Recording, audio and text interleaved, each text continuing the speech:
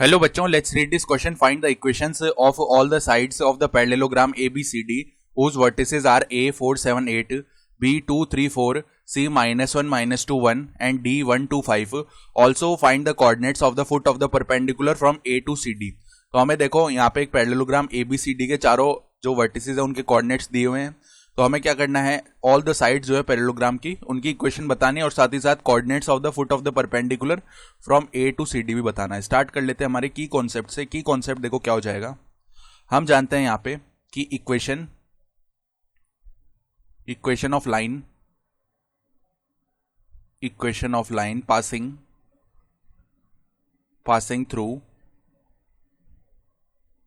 x1 y1 and x2 या चलो 3D में लेते हैं तो x1 y1 z1 and x2 y2 z2, इससे पास करने वाली जो लाइन है उसको अगर हम L बोल रहे हैं उसकी इक्वेशन क्या होती है, x माइनस x1 अपॉन में x2 minus x1 is equal to y minus y1 upon में y2 minus y1 is equal to z minus z1 upon z2 minus z1। ये होती है इक्वेशन। तो आप देखो पैरेलल, तो ये पैरेललोग्राम हम बना लेते हैं। मान लो इस तरीके का ये पैरेललोग्राम हो रहा होगा, ठीक है। ये हमारा क्या है, पैरेललोग्राम है। इसको A बोल दिया, इसको B बोल दिया, इसको C बोल दिया, इसको D बोल दिया, ठीक है। तो A के कोऑर्डिनेट्स है 4 7 8, तो 4 7 8, ठीक है। और उसके बाद यहाँ पे क्या हो रहा है, फर्दर हम बोल सकते हैं कि A तो हमने निकाल लिया, अब निकाल लेते हैं बी की बात करते हैं, ठीक है। तो B क्या है 2 3 4, यानी निकाल लिया, लिख लिया, ठीक है। 2 3 4, C के कोऑर्डिनेट्स हैं -1 -2 1 और D के कोऑर्डिनेट्स हैं 1 2 5। तो पहले तो अगर हम AB की इक्वेशन लिखना चाहते हैं तो AB की इक्वेशन देखो किस तरीके से आ जाएगी, x माइनस x1, ठीक है। तो x माइनस x1 हमने बोल दिया 4 को, अपॉन में x2 माइनस x1। तो चलो यहाँ पे 2 माइनस 4 करेंगे, डेट इज माइनस का 2। सिमिलरली y माइनस का 7 आ जाएगा, अपॉन में 3 माइनस 7 यानी माइनस का 4 is equal to z minus 8 करेंगे, अपॉन में 4 माइनस 8 डेट इज माइनस का 4, ठीक है। तो अब क्या करेंगे, इस पूरी इक्वेशन को हम मल्टीप्लाई कर लेते हैं माइनस के 2 से। तो ए बी की इक्वेशन हमें क्या मिल जाएगी, x माइनस 4 अपॉन में 1 that is equal to y minus 7 upon में 2, -2 से मल्टीप्लाई कर रहे हैं ना सबको, ठीक है। और in the similar terms z minus 8 upon में 2। ये तो ए बी की इक्वेशन आ गई है, ठीक है। ये तो हमारी ए बी की इक्वेशन आ गई। अब इसी तरह बी सी की इक्वेशन लिख लेते हैं। बी सी की इक्वेशन देखो क्या आ जाएगी हमारे पास में, x माइनस 2 अपॉन में, अब -1 -2 करेंगे डेट इज माइनस का 3 is equal to y minus में y माइनस 3 अपॉन में -2 और माइनस का 3 करेंगे डेट इज माइनस का 5 is equal to z minus 4 करेंगे, अपॉन में देखो यहाँ पे कितना आएगा 1 माइनस 4 डेट इज माइनस का 3। तो एक काम करते हैं, सबको -1 से मल्टीप्लाई कर लेते हैं। तो x माइनस 2 अपॉन में 3 हो जाएगा, that is equal to y minus 3 upon में 5 हो जाएगा, that is equal to z minus 4 upon में 3। ये हमारी BC की इक्वेशन आ गई है, ठीक बात है। अब उसके बाद में क्या करते हैं, CD की इक्वेशन निकाल लेते हैं। CD की इक्वेशन सिमिलर वे में ही लिखेंगे। तो कितना आ जाएगा, x माइनस में -1 तो x प्लस 1 हो जाएगा, अपॉन में 1 माइनस में -1 तो ये 2 बन गया, डेट इज इक्वल टू यहाँ पे y माइनस में -2 आएगा, that is y plus 2, upon में 2 माइनस में -2 यानी कि इधर 4 बन जाएगा, that is equal to z minus में 1 आ जाएगा, अपॉन में 5 माइनस 1 डेट इज 4। तो 2 से मल्टीप्लाई कर लेते हैं सबको। तो इसका मतलब है CD की इक्वेशन देखो क्या आ जाएगी, x प्लस 1 अपॉन में 1 that is equal to y plus 2 upon में 2 that is equal to z minus 1 upon में 2। ये इक्वेशन आ गई हमारी CD की।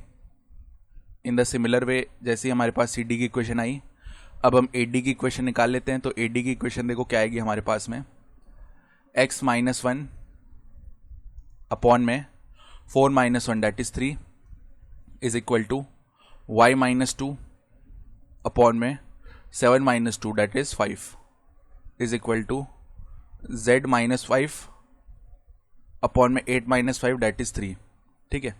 तो कुल मिला के यही हमारी ए डी की इक्वेशन आएगी।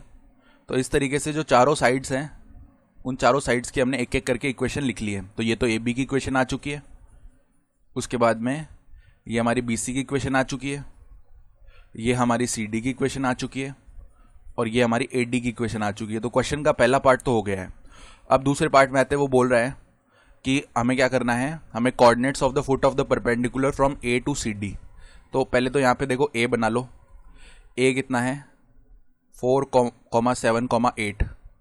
इससे हम सी डी पे फुट ऑफ परपेंडिकुलर डाल रहे हैं, यानी परपेंडिकुलर ड्रॉप कर रहे हैं, उसका एक फुट ऑफ परपेंडिकुलर ज़रूर होगा।